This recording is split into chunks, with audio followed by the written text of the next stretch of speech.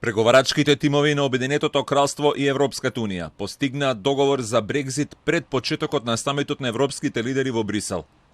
Британскиот премиер Борис Џонсон на Твитер објави: "Постигнавме одличен нов договор со која враќаме контролата во своите раце."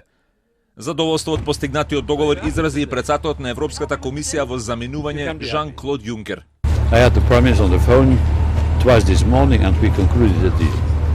Well done. Is it going to get through Parliament, do you think? I'm not in charge of the British Parliament, fortunately not.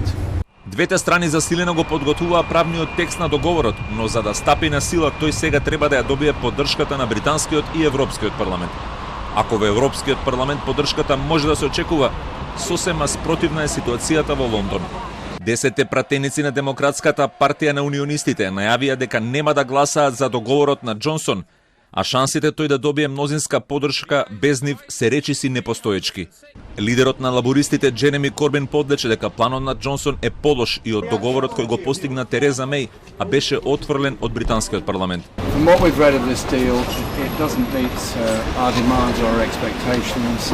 It creates a border down the Irish Sea between Britain and Northern Ireland, and it leads once again to a race to the bottom in rights and protections for British citizens and a danger, a danger of the sell-off of our national assets to American corporations. Прашањето за идниот статус на Северна Ирска и односите со Европската унија по Брекзитот беше и остана најтешкото прашање во преговорите. Проблемот со Северна Ирска, оценува аналитичарката Џил Рутер, е во фактот дека простите мнозинства не функционираат, затоа што тоа би значило дека едната заедница би можела да ги наметнува своите позиции постојано. So the nationalists, people who want to ultimately end up in a united Ireland, could say yes to a deal that leaves the UK very closely, or Northern Ireland very closely aligned to the EU. But the unionists, the people who see Northern Ireland's future as, a solid part of the UK, would not like that so much. Британските медиуми пренесуваат и дека Џонсон на самитот во Брисел ќе побара од европските лидери да ги отфрлат сите барања за ново одложување на крајниот рок за Брекзит од 31 октомври.